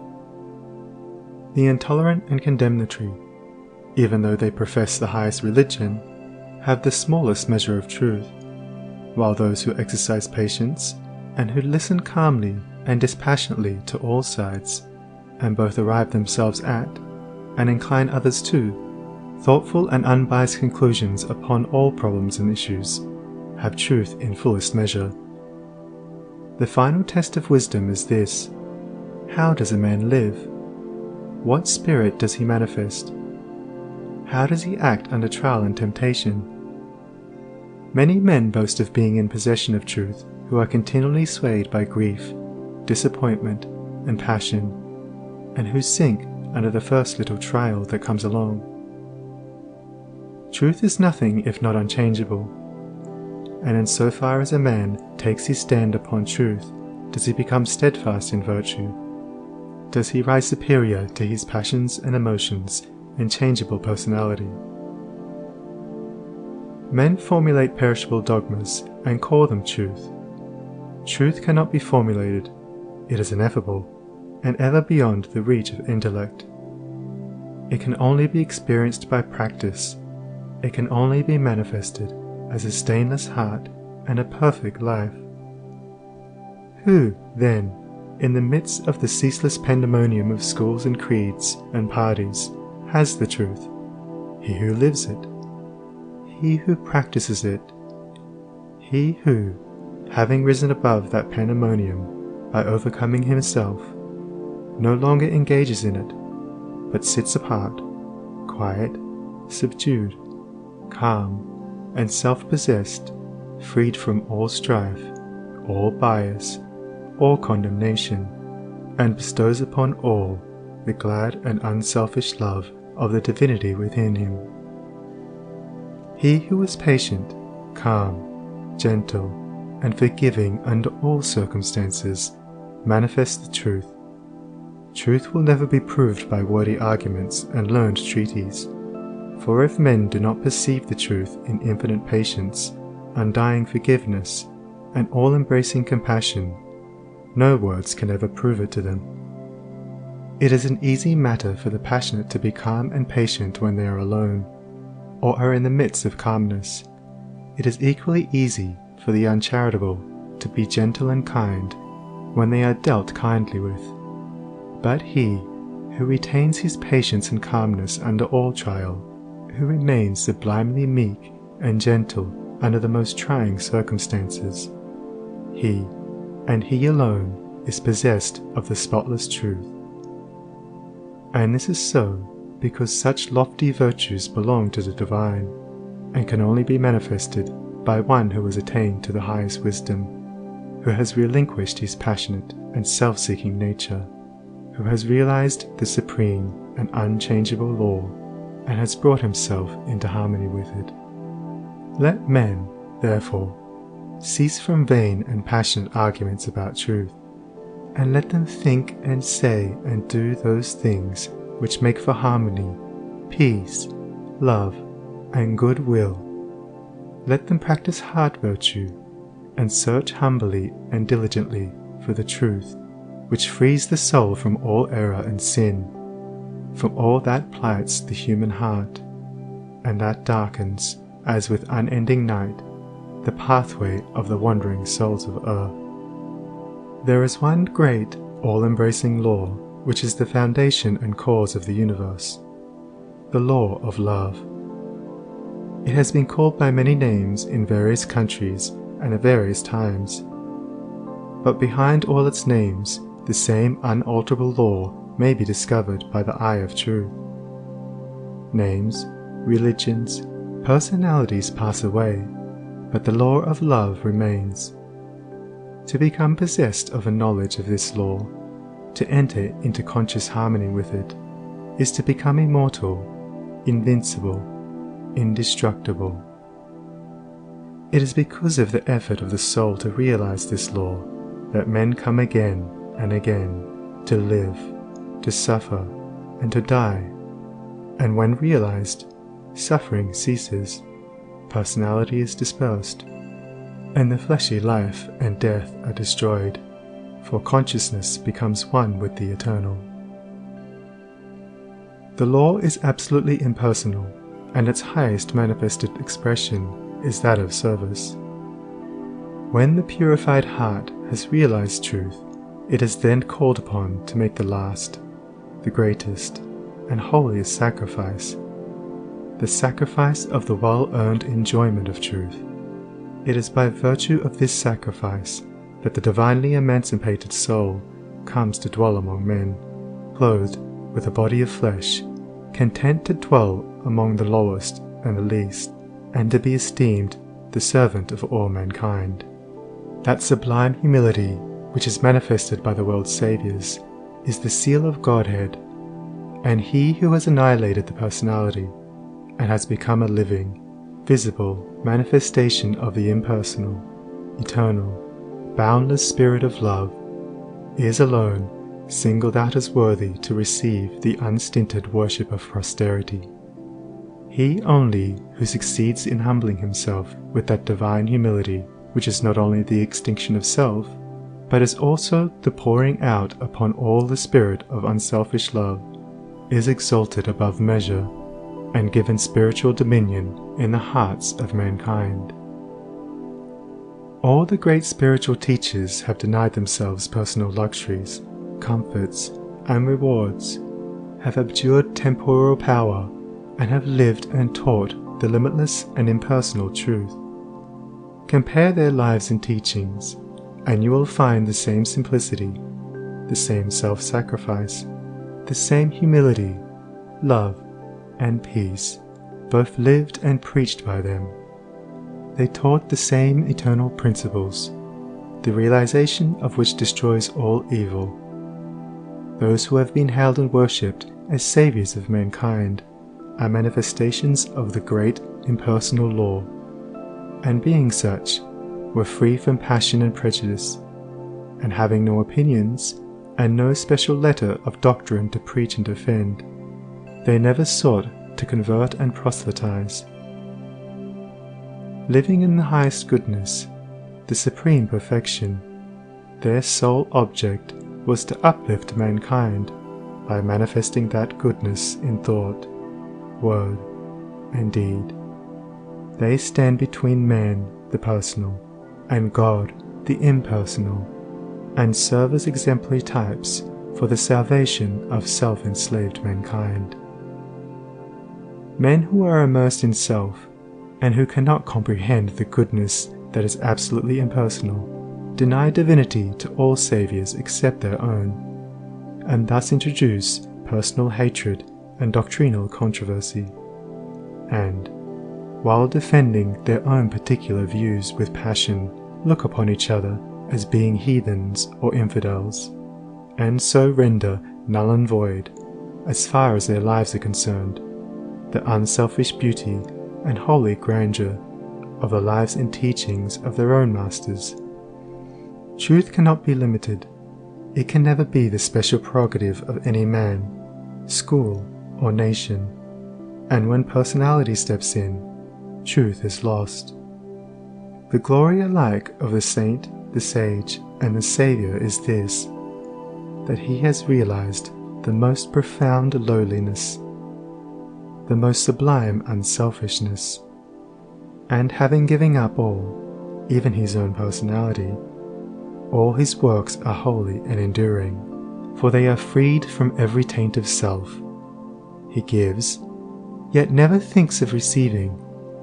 He works without regretting the past or anticipating the future, and never looks for reward. When the farmer has tilled and dressed his land and put in the seed, he knows that he has done all that he can possibly do, and that now he must trust to the elements, and wait patiently for the course of time to bring about the harvest, and no amount of expectancy on his part will affect the result. Even so, he who has realized truth goes forth as a sower of the seeds of goodness, purity, love, and peace, without expectancy and never looking for results, knowing that there is the great overruling law which brings about its own harvest in due time, and which is alike the source of preservation and destruction. Men, not understanding the divine simplicity of a profoundly unselfish heart, look upon their particular Saviour as the manifestation of a special miracle, as being something entirely apart and distinct from the nature of things, as a being in his ethical excellence eternally unapproachable by the whole of mankind. This attitude of unbelief, for such it is, in the divine perfectibility of man, paralyzes effort and binds the souls of men as with strong ropes to sin and suffering. Jesus grew in wisdom and was perfected by suffering.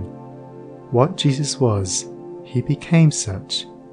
What Buddha was, he became such. And every holy man became such by unremitting perseverance in self-sacrifice. Once recognize this, once realize that by watchful effort and hopeful perseverance, you can rise above your lower nature, and great and glorious will be the vistas of attainment that will open up before you.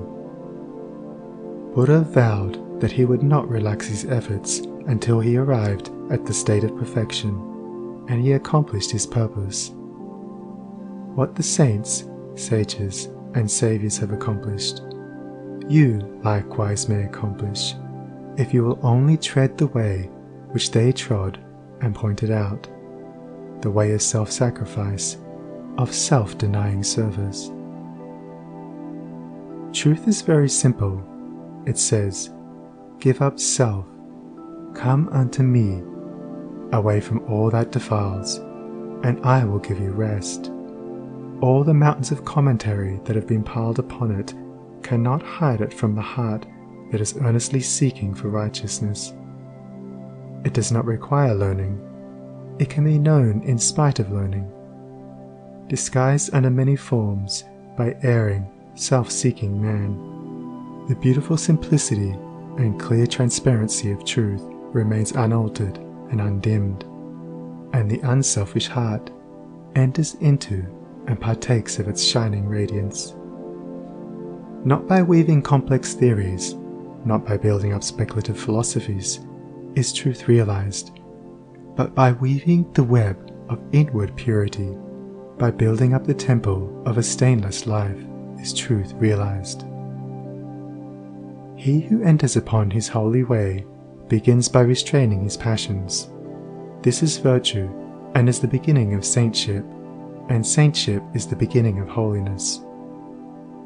The entirely worldly man gratifies all his desires, and practices no more restraint than the law of the land in which he lives demands. The virtuous man restrains his passions. The saint attacks the enemy of truth in its stronghold within his own heart, and restrains all selfish and impure thoughts. While the holy man is he who is free from passion and all impure thought, and to whom goodness and purity have become as natural as scent and colour are to the flower. The holy man is divinely wise. He alone knows truth in its fullness, and has entered into abiding rest and peace. For him, evil has ceased. It has disappeared in the universal light of the all-good. Holiness is the badge of wisdom. Said Krishna to Prince Arjuna. Humbleness, truthfulness, and harmlessness, patience and honor, reverence for the wise, purity, constancy, control of self, contempt of sense delights, self-sacrifice, perception of the certitude of ill in birth, death, age, disease, suffering and sin, an ever-tranquil heart in fortune's good and fortune's evil, endeavours resolute to reach perception of the utmost soul, and grace to understand what gain it was so to attain. This is true wisdom, Prince, and what is otherwise is ignorance. Whoever fights ceaselessly against his own selfishness, and strives to supplant it with all-embracing love, is a saint, whether he live in a cottage or in the midst of riches and influence, or whether he preaches or remains obscure. To the worldling, who is beginning to aspire toward higher things, the saint, such as a sweet Saint Francis of Assisi or a conquering Saint Anthony, is a glorious and inspiring spectacle. To the saint, an equally enrapturing sight is that of a sage, sitting serene and holy, the conqueror of sin and sorrow, no more tormented by regret and remorse, and whom even temptation can never reach. And yet even the sage is drawn on by a still more glorious vision, that of the Saviour, actively manifesting his knowledge in selfless works, and rendering his divinity more potent for good, by sinking himself into the throbbing, sorrowing, aspiring heart of mankind. And this only is true service, to forget oneself in love towards all, to lose oneself in working for the whole. O thou vain and foolish man, who thinkest that thy many works can save thee, who, chained to all error, talkest loudly of thyself, thy work, and thy many sacrifices, and magnifest thine own importance. Know this, that though thy fame fill the whole earth, all thy work shall come to dust, and thou thyself be reckoned lower than the least in the kingdom of truth. Only the work that is impersonal can live. The works of self are both powerless and perishable. Where duties, however so humble, are done without self-interest and with joyful sacrifice, there is true service and enduring work. Where deeds, however brilliant and apparently successful, are done from love of self, there is ignorance of the law of service, and the work perishes. It is given to the world to learn one great and divine lesson, the lesson of absolute unselfishness. The saints, sages, and saviors of all time are they who have submitted themselves to this task and have learnt and lived it. All the scriptures of the world are framed to teach this one lesson. All the great teachers reiterate it. It is too simple for the world which, scorning it, stumbles along in the complex ways of selfishness. A pure heart is the end of all religion and the beginning of divinity.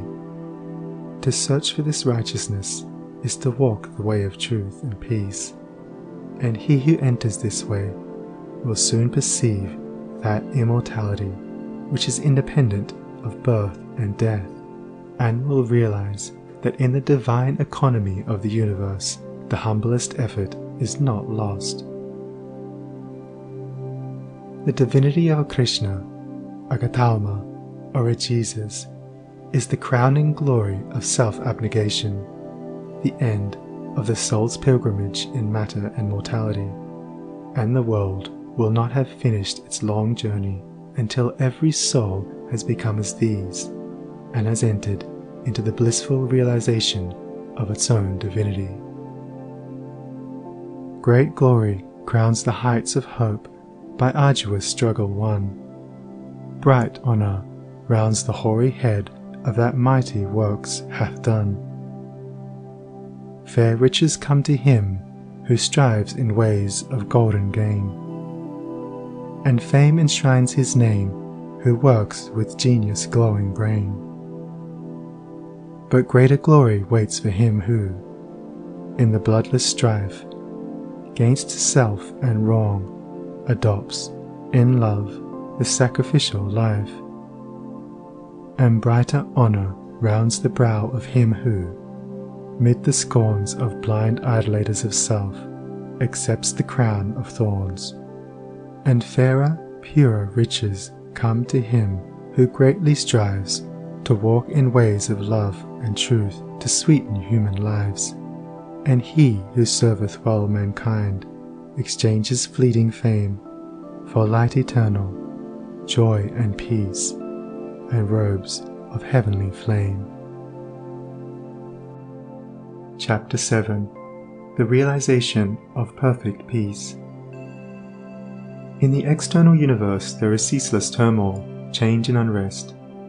At the heart of all things there is undisturbed repose. In this deep silence dwelleth the Eternal.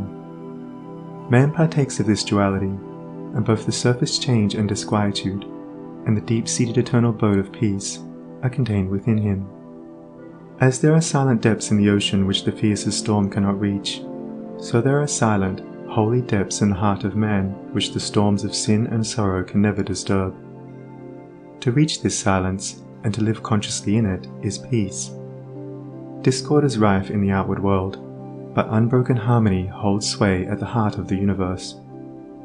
The human soul, torn by discordant passion and grief, reaches blindly toward the harmony of the sinless state, and to reach this state and to live consciously in it is peace.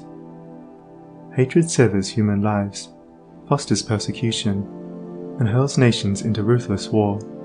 Yet men, though they do not understand why, retain some measure of faith in the overshadowing of a perfect love, and to reach this love and to live consciously in it is peace. And this inward peace, this silence, this harmony, this love, is the kingdom of heaven, which is so difficult to reach because few are willing to give up themselves and to become as little children. Heaven's gate is very narrow and minute.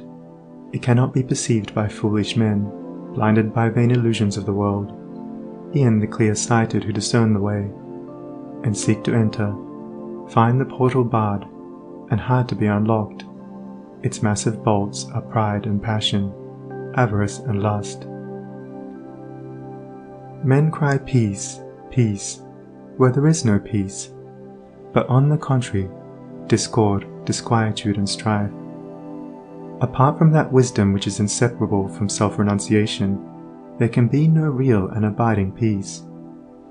The peace which results from social comfort, passing gratification, or worldly victory is transitory in its nature, and is burnt up in the heat of fiery trial. Only the peace of heaven endures through all trial, and only the selfless heart can know the peace of heaven. Holiness alone is undying peace. Self-control leads to it, and the ever-increasing light of wisdom guides the pilgrim on his way. It is partaken of in a measure as soon as the path of virtue is entered upon, but it is only realized in its fullness when self disappears in the consummation of a stainless life. This is peace, to conquer love of self and lust of life, to tear deep-rooted passion from the heart, to still the inward strife. If, O reader, you would realize the light that never fades, the joy that never ends, and the tranquility that cannot be disturbed, if you would leave behind forever your sins, your sorrows, your anxieties and perplexities, if, I say, you would partake of this salvation, this supremely glorious life, then conquer yourself. Bring every thought, every impulse, every desire into perfect obedience to the divine power resident within you. There is no other way to peace but this, and if you refuse to walk it, your much praying and your strict adherence to ritual will be fruitless and unavailing, and neither gods nor angels can help you. Only to him that overcometh is given the white stone of the regenerate life, on which is written the new and ineffable name. Come away, for a while, from external things, from the pleasures of the senses, from the arguments of the intellect, from the noise and the excitements of the world, and withdraw yourself into the inmost chamber of your heart, and there, free from the sacrilegious intrusion of all your selfish desires, you will find a deep silence, a holy calm, a blissful repose, and if you will rest there a while in that holy place, and will meditate there, the faultless eye of truth will open within you, and you will see things as they really are. This holy place within you is your real and eternal self. It is the divine within you, and only when you identify yourself with it can you be said to be clothed in your right mind. It is the abode of peace, the temple of wisdom, the dwelling place of immortality. Apart from this inward resting place, this mount of vision, there can be no true peace, no knowledge of the divine, and if you can remain there for 1 minute, 1 hour, or 1 day, it is possible for you to remain there always. All your sins and sorrows, your fears and anxieties are your own, and you can cling to them or you can give them up. Of your own accord you cling to your unrest. Of your own accord you can come to abide in peace. No one else can give up sin for you. You must give it up yourself. The greatest teacher can do no more than walk the way of truth for himself, and point it out to you. You must walk it for yourself. You can obtain freedom and peace alone by your own efforts, by yielding up that which binds the soul, and which is destructive of peace. The angels of divine peace and joy are always at hand, and if you do not see them, and hear them, and dwell with them, it is because you shut yourself out from them, and prefer the company of the spirits of evil within you. You are what you will to be, what you wish to be, what you prefer to be.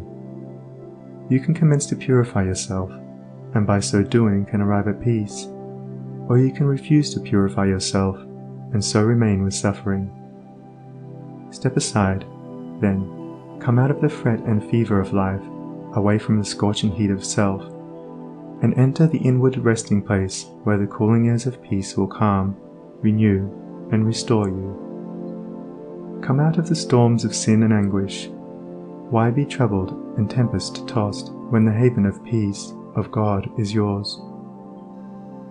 Give up all self-seeking, give up self, and lo, the peace of God is yours. Subdue the animal within you, conquer every selfish uprising, every discordant voice, transmute the base metals of your selfish nature into the unalloyed gold of love, and you shall realize the life of perfect peace.